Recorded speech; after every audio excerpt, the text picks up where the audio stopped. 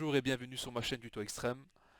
Aujourd'hui je vais vous faire un tuto pour se faire un NAS qui va tourner sur un Raspberry Pi 4 B 4 Go. Donc c'est le dernier en date, donc c'est le plus puissant des Raspberry donc au jour d'aujourd'hui. Même si je pense qu'on peut faire un NAS avec un Raspberry moins puissant, mais moi j'ai pris celui-ci pour être sûr d'avoir les ressources nécessaires pour faire tourner mon NAS correctement. Donc pour cela, je vais vous citer les prérequis, les applications et donc les procédures à suivre scrupuleusement durant la vidéo. Et tout d'abord, je tiens à me déresponsabiliser de tous les dégâts ou pertes de données qui pourrait y avoir, même si le risque est vraiment faible. D'autant plus qu'ici, on part du principe qu'on part sur une base vierge, c'est-à-dire qu'on ne va pas migrer de données d'un autre NAS ou de votre ordinateur. Là, on part vraiment d'une base vierge. Maintenant, on va commencer par les prérequis. Donc, il vous faut un Raspberry. Pour ceux qui ne savent pas ce que c'est un Raspberry, arrêtez la vidéo. Allez vous renseigner sur Internet. Je ferai peut-être une vidéo pour vous expliquer qu'est-ce qu'un Raspberry et pourquoi on peut l'utiliser. Mais dans cette vidéo, ça va être vraiment un tuto pour ceux qui connaissent déjà l'utilité d'un Raspberry. Donc, je disais, un Raspberry, une carte SD 32 Go, un lecteur de carte SD micro SD en USB, qui va nous permettre de lire la carte micro SD sur l'ordinateur, un câble réseau pour relier le Raspberry au réseau, et alors beaucoup d'attention et bien suivre le tuto à la lettre. Alors première chose qu'on va faire, on va télécharger donc l'OS Raspberry Buster Lite. Pourquoi je prends le Raspberry Buster Lite? Parce que c'est l'OS le plus léger et le plus optimisé pour fonctionner avec OpenMediaVault. C'est pour ça que je prends celui-ci. Donc il n'y a aucune interface avec Raspberry Buster Lite, mais on s'en fout un peu parce que une fois qu'on installera OpenMediaVault, on pourra passer par différents plugins pour justement gérer notre NAS. Alors maintenant on va commencer à télécharger l'OS, qui va être Raspberry Buster Lite. Ensuite pour l'installer sur une carte micro SD, alors on doit aller sur le site raspberry.org dans la section Download et alors on choisit Raspbian. Je vous mettrai le lien directement en description de la vidéo, comme ça vous ne devrez pas chercher. Une fois l'OS téléchargé, il va falloir télécharger maintenant le SD card formateur. Ça va permettre de formater votre carte SD et d'être sûr qu'elle fonctionnera et qu'elle sera utilisable sur votre Raspberry. Pour cela, il suffit de taper SD card formateur sur Google, télécharger la version compatible avec votre ordinateur.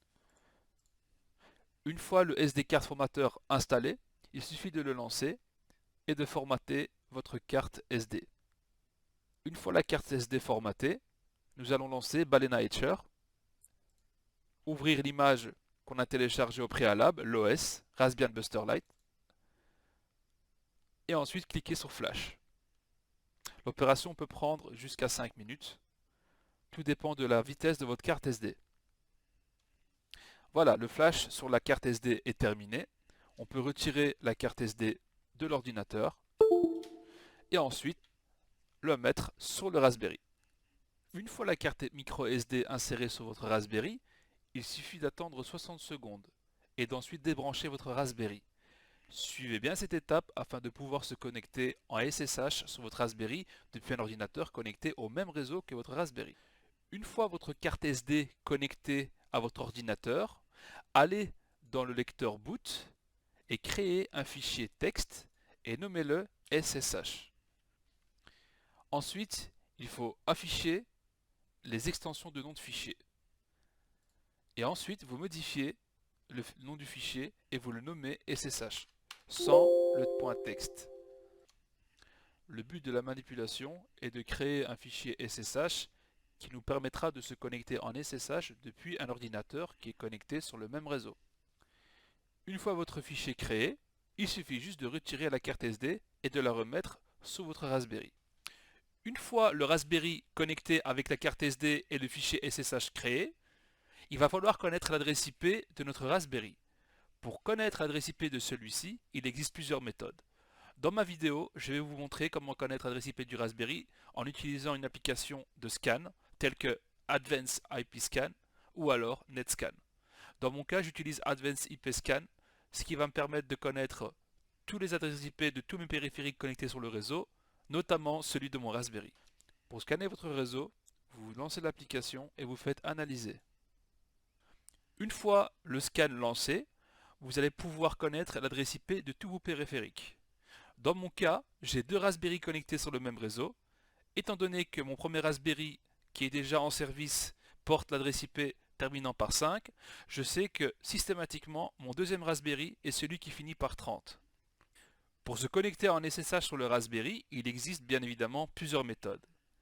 La méthode la plus standard est d'utiliser l'invite de commande et d'ensuite taper SSH, l'adresse IP de notre Raspberry. Dans mon cas, c'est le 192.168.1.30, suivi de la ligne L pour login et Pi pour nom d'utilisateur par défaut.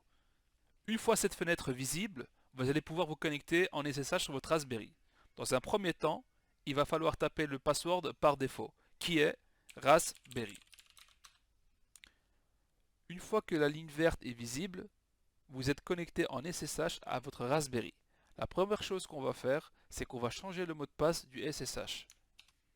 Pour changer le mot de passe, vous tapez PASSWD, qui signifie password.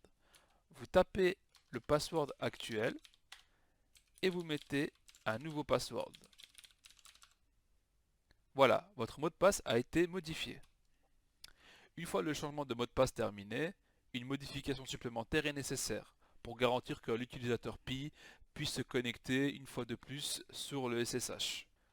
Pour ça, je vais taper cette commande. Avant d'installer OpenMediaVault, nous allons taper une commande qui va mettre à jour notre OS. Il suffit de copier et de coller la commande suivante. Une fois la commande update validée et que les fichiers sont prêts, vous pouvez lancer la prochaine commande qui est le upgrade, c'est-à-dire l'installation des fichiers de mise à jour. Une fois que la commande upgrade a été validée, il suffit d'appuyer Y pour confirmer l'installation de la mise à jour. Une fois que l'OS a été mis à jour, on va installer OpenMediaVault via une commande bien spécifique. Donc je vous recommande de faire un copier-coller de la commande. N'oubliez surtout pas que toutes les commandes que je tape sur le tuto sont disponibles dans la description. Je valide la commande et je laisse le Raspberry télécharger OpenMediaVault. Maintenant que votre OpenMediaVault est installé, nous allons procéder à un reboot du Raspberry. Sachez que l'installation est terminée une fois la ligne pi@raspberry est visible en vert. Vous pouvez taper la commande sudo reboot pour redémarrer votre Raspberry. La première partie de ce tuto est terminée. Rendez-vous sur la prochaine vidéo pour vous expliquer comment configurer OpenMediaVault. Merci d'avoir regardé cette vidéo et on se donne rendez-vous sur la prochaine vidéo.